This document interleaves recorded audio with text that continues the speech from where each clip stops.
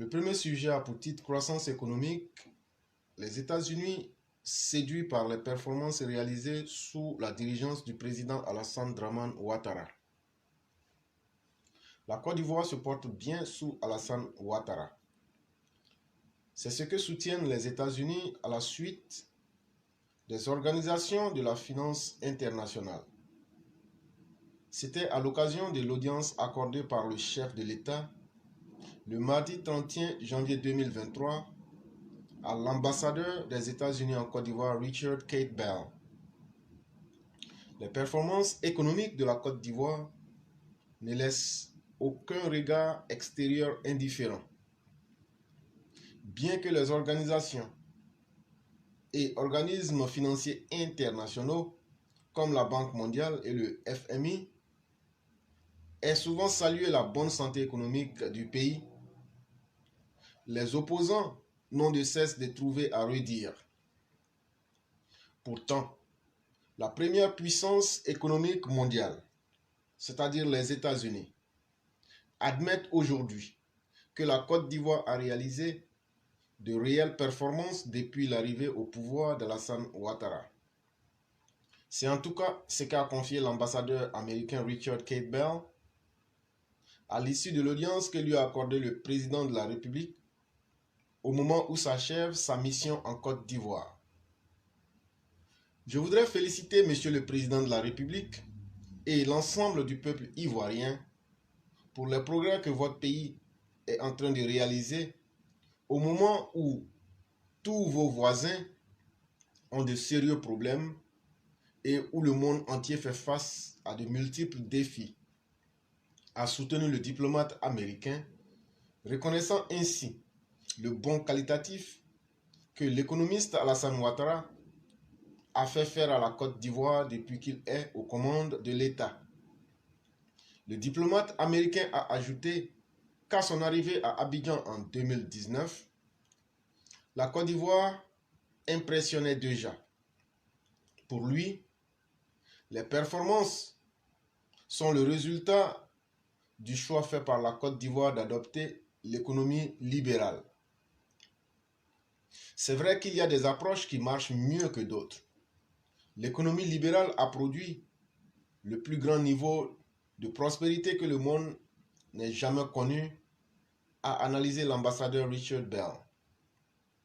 À sa suite, le président de la République a indiqué que ces performances réalisées par la Côte d'Ivoire sous sa houlette sont le fruit d'une conjugaison de facteurs dont le choix de l'économie libérale et le soutien appuyé des partenaires au développement, au premier rang desquels les États-Unis d'Amérique. La Côte d'Ivoire a opté pour l'économie libérale et cela a été une bonne chose pour notre pays. Parce qu'on voit aujourd'hui, que ce soit en taux de croissance, au niveau des investissements dans le social ou la transformation de l'économie, nous sommes parmi les premiers pays du continent africain et je dirais même dans le monde, a expliqué le chef de l'État.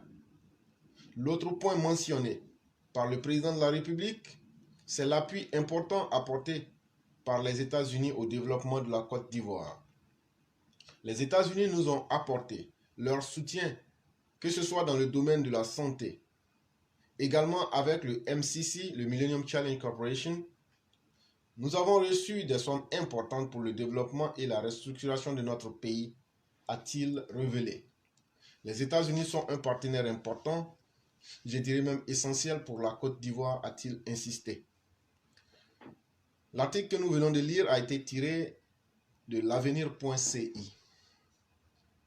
Effectivement, l'ambassadeur Richard Bell va bientôt prendre congé de la Côte d'Ivoire. Et comme vous le savez, ce n'est plus à moi de vous dire le rôle d'un ambassadeur. Un vrai ambassadeur qui se respecte a toujours un rôle qui est au-delà de ce qui est officiel. Et donc, ne me faites pas dire ce que vous savez déjà. Ils sont là d'abord pour défendre les intérêts de leur pays. Et donc, on se comprend. Mais ce qui est le plus intéressant, contrairement aux fanfarons qui auraient souhaité voir le mal là où il n'existe point, c'est-à-dire ceux qui sont dans leur fantasmagorie les plus saugrenus, je veux parler des opposants ivoiriens. En fait, les opposants ivoiriens auraient souhaité tout le malheur à la Côte d'Ivoire, quand c'est carrément le contraire qui est réalisé aujourd'hui. Simplement parce qu'eux ne sont pas au pouvoir, cela leur fait tellement mal. Parce qu'eux auraient souhaité ne pas voir Alassane Ouattara réussir là où eux ils ont échoué lamentablement et de façon très triste.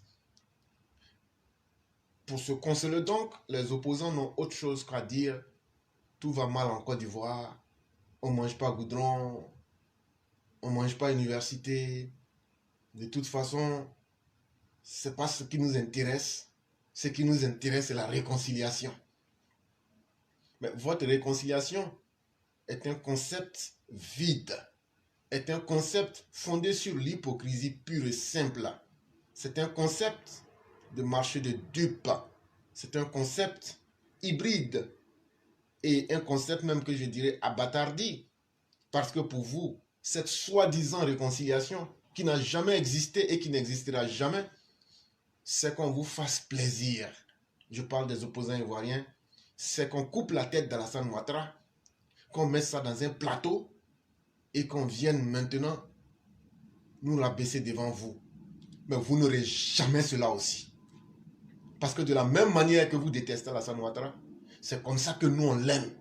Et nous on l'aime parce que ce que vous avez échoué et que vous ne pourrez jamais faire tous réunis ensemble de votre vie. Je parle de tous les opposants ivoiriens, Bédié, Gbagbo, tout. Ce que vous n'allez jamais pouvoir réussir sur cette terre de Dieu là. Alassane Ouattara, lui seul là, il a fait ça en un mandat. Et c'est ça qui vous fait mal. Et c'est ce que vous ne pouvez pas pardonner. Mais la faute, ce n'est pas Alassane Ouattara. La faute, c'est à votre lâcheté.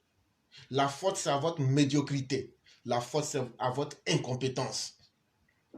Alassane Ouattara n'est pas allé chez les Blancs pour venir faire de la figuration dans son pays ou pour venir faire de la fanfaronnade dans son pays. Lui au moins, aujourd'hui, quand tu vois le représentant du pays le plus puissant au monde, militairement comme économiquement, dire: vous faites aujourd'hui la fierté du monde, ce qu'il ne dit pas dans le message caché, c'est qu'aujourd'hui, Alassane Ouattara étudie où? Aux États-Unis. C'est une manière de dire: Alassane Ouattara, tu fais notre fierté aujourd'hui. Et il va plus loin dans le message, il dit: au moment où tous les pays voisins de la Côte d'Ivoire ont de sérieuses difficultés, la Côte d'Ivoire s'en sort très bien. Ça veut dire quoi? Quand les États-Unis te forment, quand les États-Unis, quand tu as été celui-là même qui est le fleuron, qui est la, je dirais même, le symbole même de la fierté des valeurs américaines, c'est ça qui rend encore plus fier les États-Unis de dire: voilà, celui qu'on a formé là, il s'appelle Alassane Ouattara.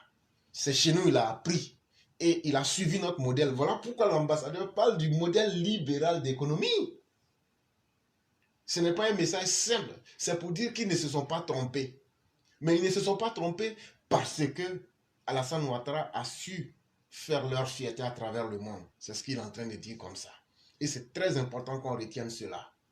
A contrario, ceux qui sont restés dans les livres, dans la théorie, ceux qui sont restés dans le bavardage inutile comme Laurent Gbagbo, ceux qui sont restés dans les haines et ceux qui sont restés dans des politiques grégaires, dans des politiques de haine, comme les Laurent Gbagbo et comme les Bédié, dans la haine pure et dure, regardez comment ces personnes-là finissent aujourd'hui. Elles ne pourront absolument rien réaliser en termes de biens. Et ces personnes ne font la fierté de personne sur la terre.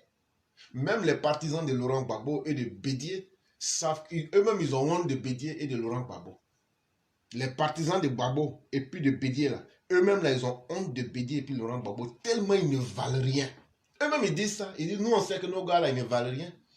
Mais c'est parce qu'ils nous donnent à manger. Quand ils disent qu'ils leur donnent à manger là, ça veut dire la vie facile là. C'est qu'eux ils auraient aimé là. Eux ils n'ont qu'à être là, avoir une vie facile, avoir des chèques, avoir des salaires sans rien faire. Mais si on ne fait rien là, le pays aussi ne va pas évoluer, le pays va tomber. C'est ça aussi qui fait que vous ne pouvez pas aimer Alassane Ouattara. Parce que lui dit: on doit travailler. Vous dites non, on doit bénéficier gratuitement et facilement. Vous pensez que c'est les autres qui doivent travailler pour vous. La Côte d'Ivoire, là, ce n'est pas champ de cacao de quelqu'un. La Côte d'Ivoire, là, c'est pas héritage de quelqu'un pour dire que non, comme c'est mon héritage, là, voilà ceux qui vont travailler. Personne n'est camarade de quelqu'un, personne n'est esclave de quelqu'un, personne ne va laisser l'autre lui dicter sa place. Tout le monde mérite la Côte d'Ivoire si on est tous ivoiriens. Et personne ne se laissera dicter ou personne ne se laissera être le dernier ou le premier. C'est ça aussi qu'il faut comprendre.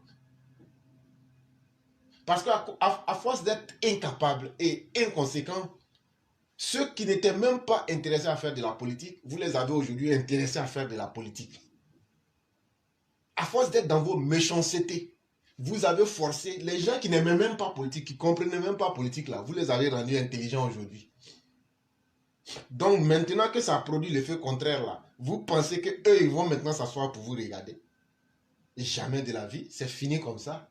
En voulant faire du mal, vous avez ouvert la voie pour que les gens comprennent que la politique là, ça concerne tout le monde.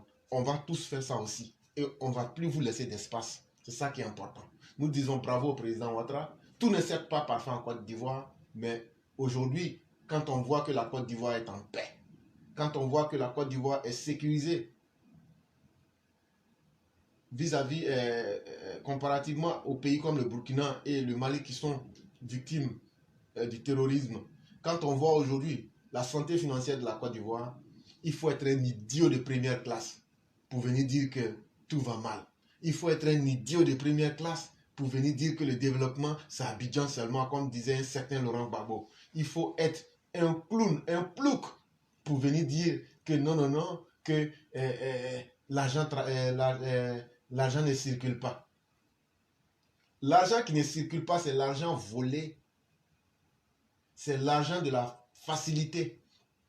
C'est quand les Laurent Gbagbo étaient au pouvoir, l'argent qu'ils volaient là, sans réaliser les projets, sans construire les universités, sans construire les routes, que vous voyez aujourd'hui là.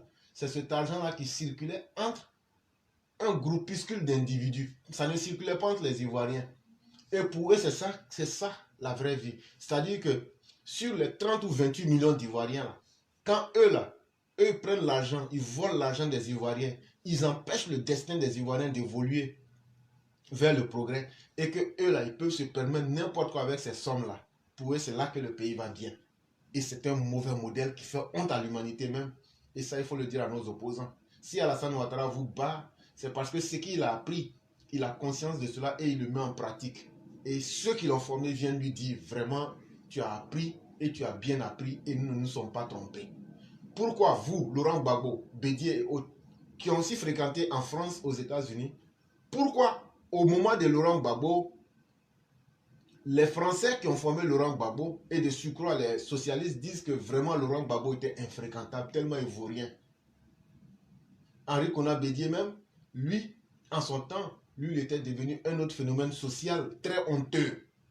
Tellement la déchéance et l'irresponsabilité avaient pris le dessus, ils n'ont jamais été cas d'exemple en nullement que ce soit.